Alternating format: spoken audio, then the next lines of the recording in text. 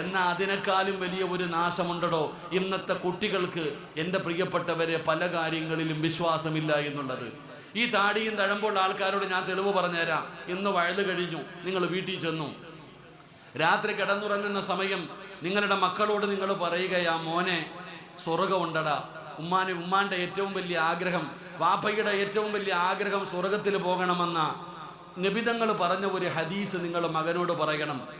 നിങ്ങളുടെ മക്കളോട് നിങ്ങൾ പറയുകയാ, ഇന്ന ഫിൽ ജന്നത്തിലെ ഷജറ. നബി സല്ലല്ലാഹു അലൈഹി വസല്ലമ തങ്ങൾ പറഞ്ഞു, സ്വർഗത്തിൽ ഒരു മരമുണ്ട്. പ്രത്യേകത ഒന്നുമില്ല, ഒരു സാധാരണ മരം, നമ്മൾ റോഡിൽ കാണുന്നത് പോലെ ഒരു സാധാരണ ഒരു തണൽ വൃക്ഷം. ആ സ്വർഗത്തിലെ ഒരു മരത്തിന്റെ ചുവട്ടിലൂടെ ഒരാൾ നടക്കുകയല്ല, ഓടുകയല്ല, വാഹനപ്പുറത്ത് സഞ്ചരിക്കുകയാ.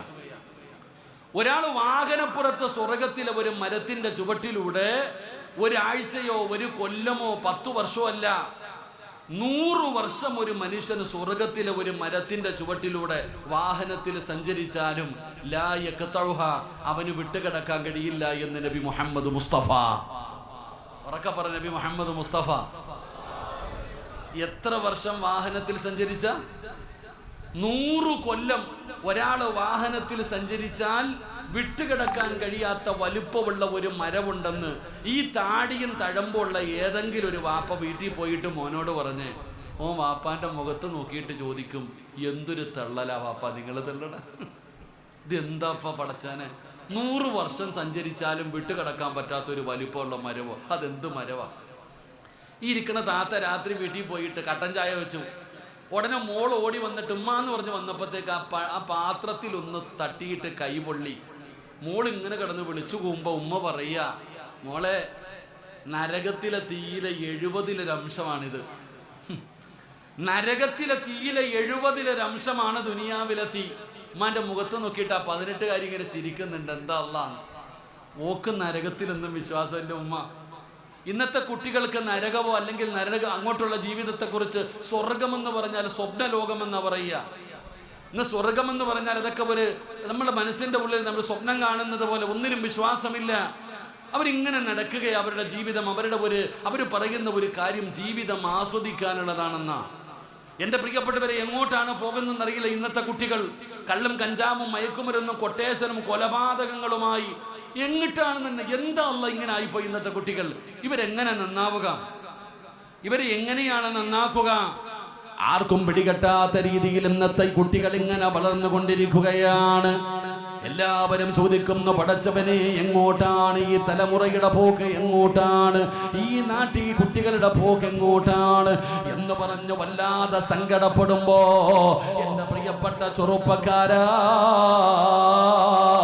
ജീവിതം ആസ്വദിക്കാനുള്ളതാണെന്ന് പറഞ്ഞ് അടിച്ചു പൊളിച്ച് നടക്കുന്ന എന്റെ പ്രിയപ്പെട്ടവരോട്, മോനെ, അല്ലാഹുവിന്റെ റസൂല് കൊണ്ടുവന്ന പരിശുദ്ധമായ ഖുർആനുണ്ടല്ലോ, ആ ഖുർആനിനെ കുറിച്ചൊന്ന് ചിന്തിക്കടാ ചെറുപ്പക്കാരാ. 1400 കൊല്ലം മുമ്പ് നബിതങ്ങളുടെ മുമ്പിൽ ജീവിച്ചിരുന്ന സ്വഹാബത്ത്, ആ കാലഘട്ടത്തിൽ ജീവിച്ചിരുന്നവരോട് അല്ലാഹുവിന്റെ പരിശുദ്ധമായ ഖുർആനിലെ ഒരു സൂറത്ത് കൊണ്ടുവരാൻ പറഞ്ഞു, ഒരായത്ത് കൊണ്ടുവരാൻ പറഞ്ഞു. പടച്ചവനെ, ഒരാളും കൊണ്ടുവന്നില്ല. ഖിയാമത്ത് നാൾ വരെയുള്ള ഒരു മനുഷ്യനും കൊണ്ടുവരാൻ കഴിയാത്ത അല്ലാഹുവിന്റെ കലാമായ വിശുദ്ധമായ ഖുർആനുണ്ടല്ലോ.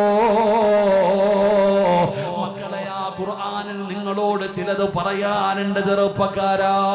ഈ വയലുകൾ കാമുന്നവരോട് പറയുകയാണ്, രാവും പകലും കിടന്ന് നെട്ടോട്ടമോടുന്നവര്, അല്ലാഹുവിന്റെ കലാമായ ഖുർആനുണ്ടല്ലോ, ആ ഖുർആനിന് നിങ്ങളോട് ചിലത് പറയാനുണ്ട്. കേൾക്കാനുള്ള മനസ്സുണ്ടാകണം, കേൾക്കാനുള്ള മനസ്സുണ്ടാകണം. അത് അല്ലാഹുവിന്റെ കലാമല്ലേ, അതിനെ ബഹുമാനിക്കണമല്ലോ, അതിനെ ആദരിക്കണമല്ലോ, അതിന് കൊടുക്കേണ്ട പരിഗണന കൊടുക്കണമല്ലോ, അതിന് കൊടുക്കേണ്ട സ്ഥാനം കൊടുക്കണമല്ലോ. ആ ഖുർആനിന്റെ മഹത്വം നമ്മളിൽ പലർക്കും തിരിയാത്തത് കൊണ്ടാ. പേടിക്കണേ ചെറുപ്പക്കാരാ, പെങ്ങളെ പേടിക്കണേ പൊന്നുമോള്, അത് അല്ലാഹുവിന്റെ കലാമാ. ലൗ അൻസൽനാ ഹാദൽ ഖുർആന അലാ ജബലിൽ ലറഅയ്തഹു ഖാശിഅൻ മുതസദ്ദിയൻ മിൻ ഖശിയത്തില്ലാഹ്. പരിഗണിക്കാത്ത ഖുർആനുണ്ടല്ലോ, ആ ഖുർആൻ എങ്ങാനും അല്ലാഹു സുബ്ഹാനഹു വ തആല ഒരു പർവ്വതത്തിന്റെ മുകളിലാണ് ഇറക്കിയിരുന്നതെങ്കിൽ ആ ഖുർആൻ ഇറങ്ങിയത് കാരണം ഭയന്ന് വിറച്ചുകൊണ്ട് ആ പർവ്വതങ്ങൾ പോലും ധൂളികളായി പോകുമായിരുന്നു എന്ന് ഖുർആൻ പറയുമ്പോ എന്റെ പ്രിയപ്പെട്ടവരോട് പറയുകയാ, നമ്മൾ മുസ്ലിമീങ്ങളാണ്. മുസ്ലിമീങ്ങളെന്ന് പറഞ്ഞാൽ അനുസരണയുള്ളവനെന്നാണ്. അതുകൊണ്ട് എന്റെ പ്രിയപ്പെട്ടവരോട് പറയുകയാ, ആ ഖുർആൻ പറയുന്നതൊന്ന് 10 മിനിറ്റിരുന്ന് കേൾക്കാൻ തയ്യാറാക്.